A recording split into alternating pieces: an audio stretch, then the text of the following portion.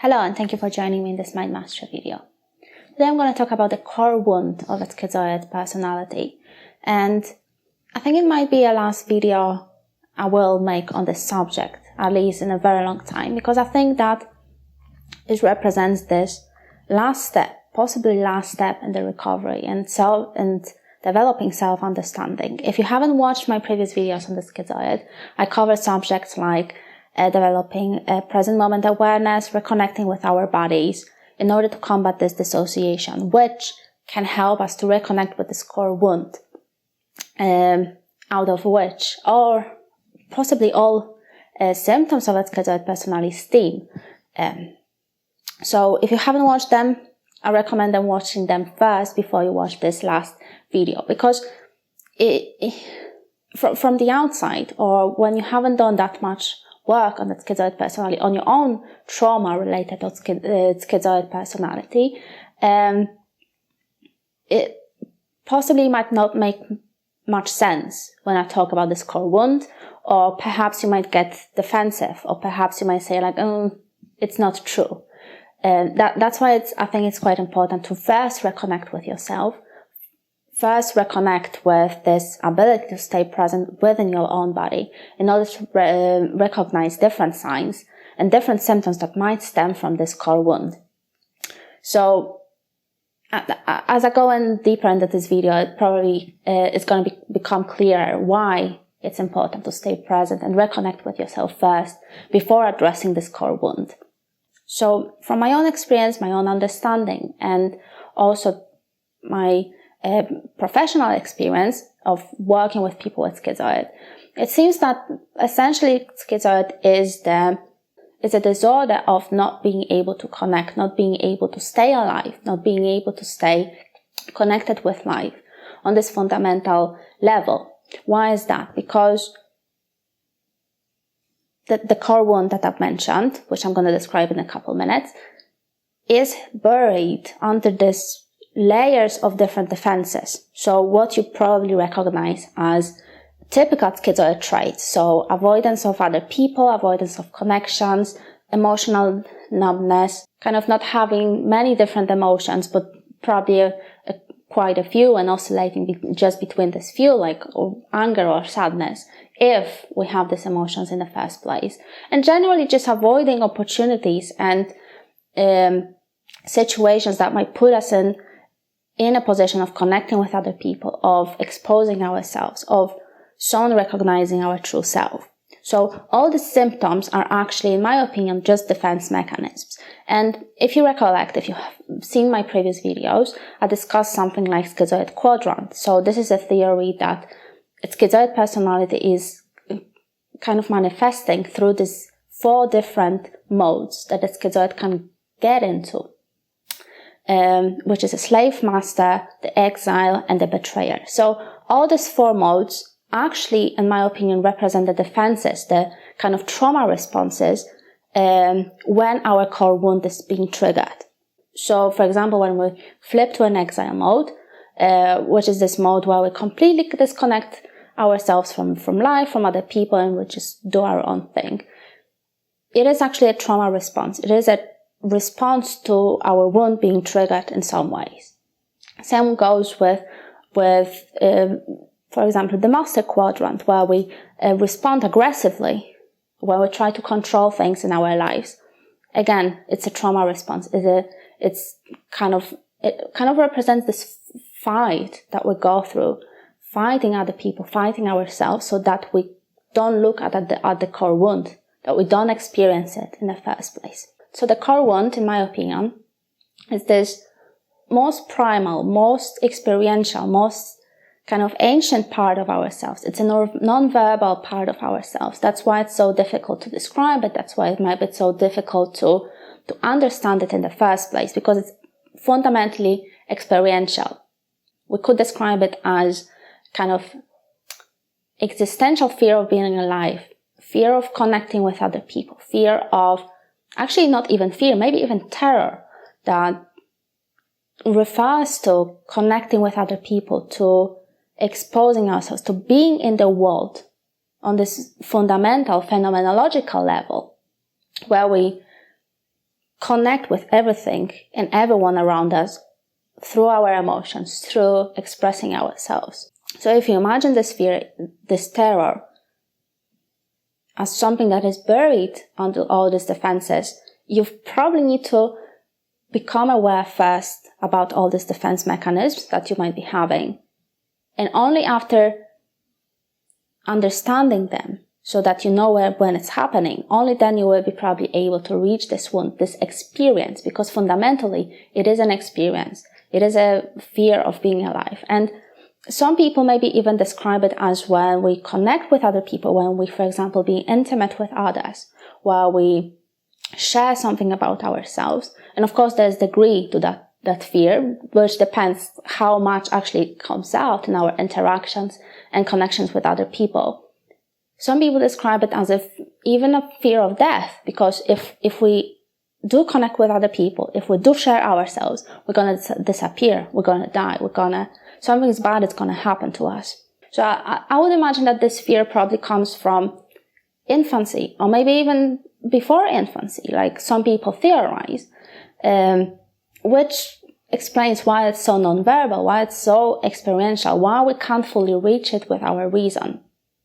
And at the same time, since it's covered under all these defenses, that would also explain why we cannot connect with other people.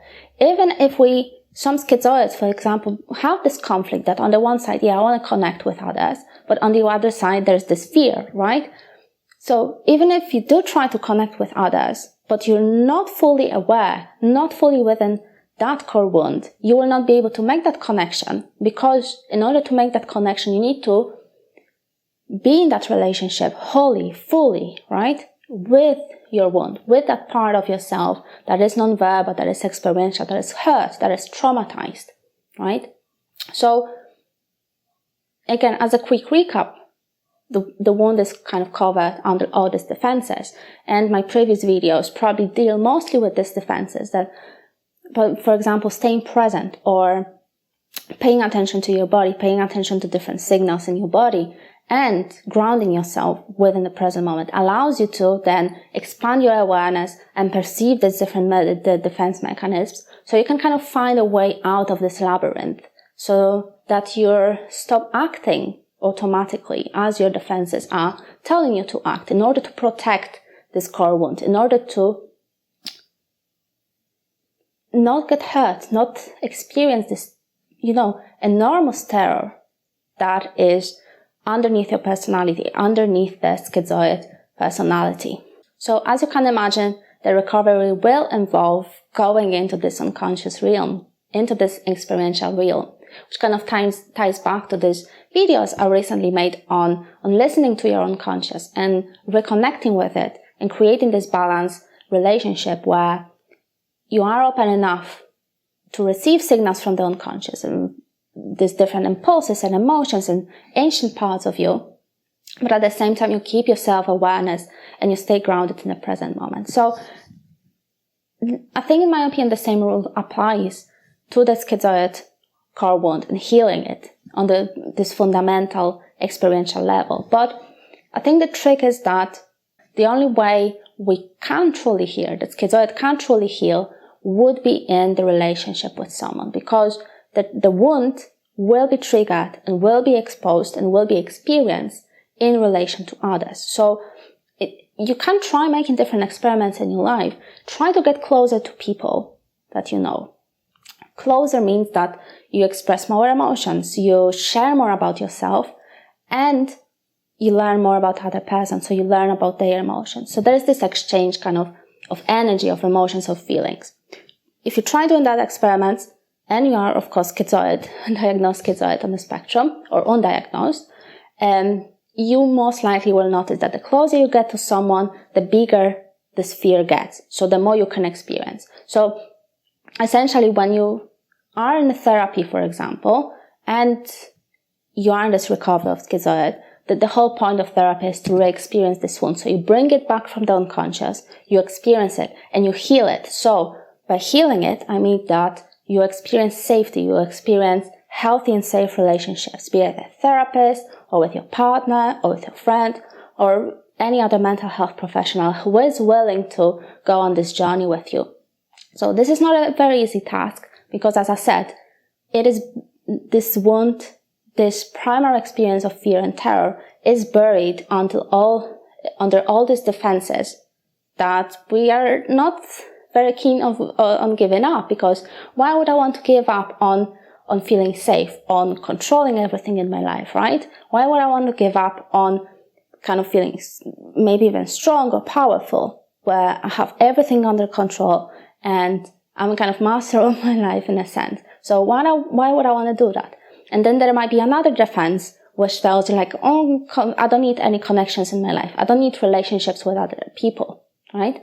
So all these internalized and intellectual messages, they usually come from these defense mechanisms aiming to protect you from re-experiencing this core terror, core wound that you probably developed in infancy or even before that. So only after you bring in this core wound to your conscious experience, to your consciousness, only when you are able to consciously experience, let's say, only then you will be able to heal it. Because how else can you heal it if you cannot experience it, right?